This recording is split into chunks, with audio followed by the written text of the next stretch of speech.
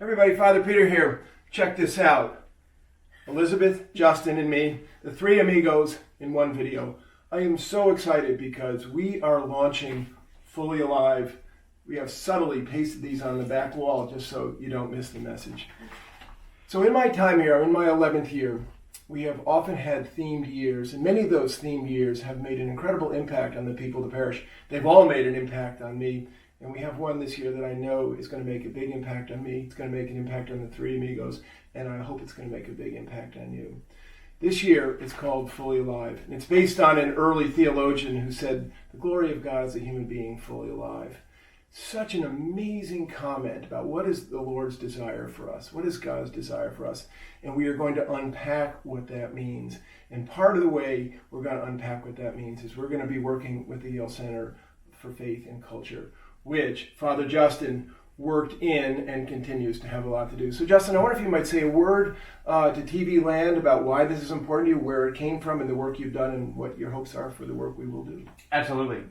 So Fully Alive is based on a curriculum developed by the Center for Faith and Culture, in particular by its founding director, one of my teachers, Miroslav Wolf, and the team there at the center, including Ryan McAnally-Lenz, Matthew Crosman, and Drew Collins, and many others. I started working at the center in 2012, part-time as a research assistant, and then gradually became more involved with the mission of the center until I went full-time here as an associate last year.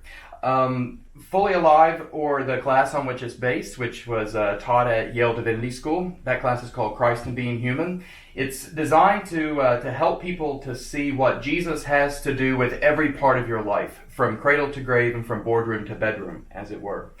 Why I found this research so compelling is because it names something about my Christian life, namely that we're trying to be disciples or people who follow Jesus in every part of our lives.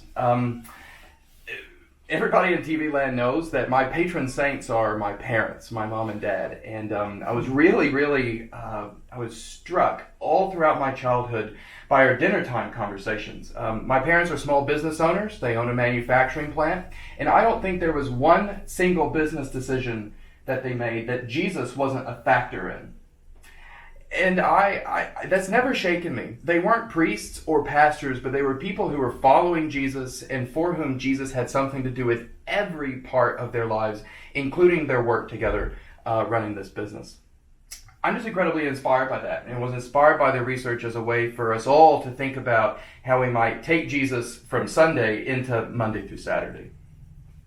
So beautifully said. The three of us have had a lot of conversation about this over the past few months, and Elizabeth, you have a very keen theological mind, and you've made great contributions to the conversation. I wonder if you might just say a word about the elements of this that are particularly exciting to you.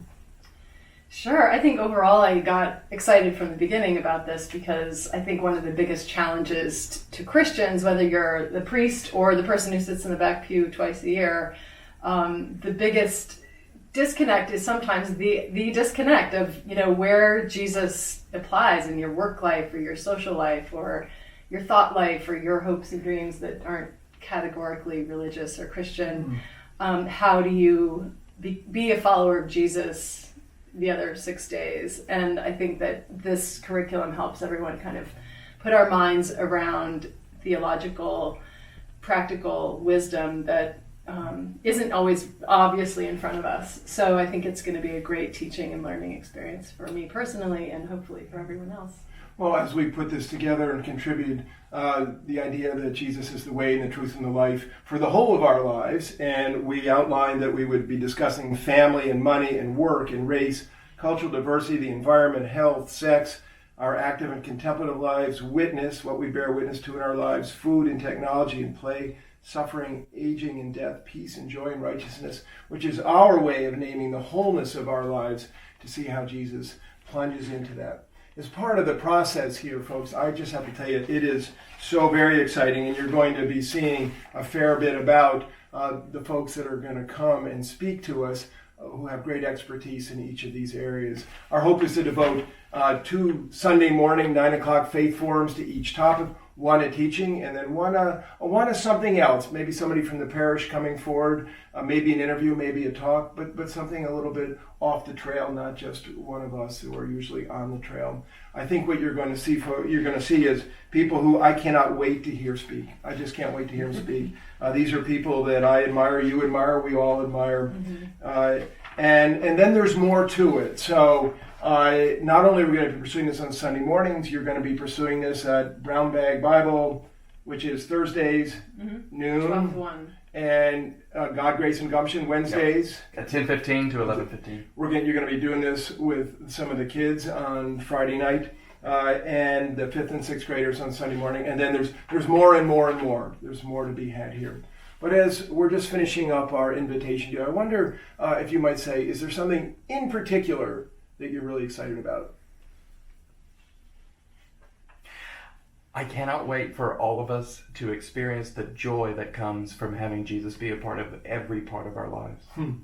Oh, wow. That's really hard to beat. Good luck. Yeah. Including making a budget. That's what Joel and I would love to experience some joy around, is Jesus in our budget making. An important part of our marriage, important part of life. Wow, beautiful. Right. Beautiful.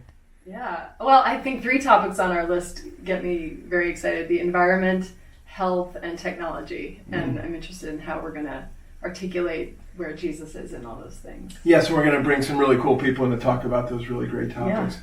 And I just say, particular excitement to me is Bishop Frank Griswold, the former presiding bishop of the Episcopal Church, a man dear to my heart, who I can't wait for him to come and to share himself with us. He has so much to say about life in Christ, just a real spiritual light in my own life. So here's the point.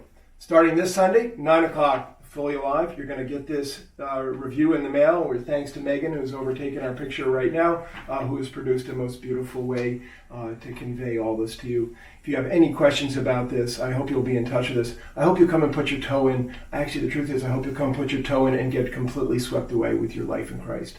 So peace and blessings and thanksgiving to you, and peace and blessings and thanksgiving to you, to all of you doing the work here, and to all of you, the people of God. God bless you. Take care. See you on the Fully Alive circuit.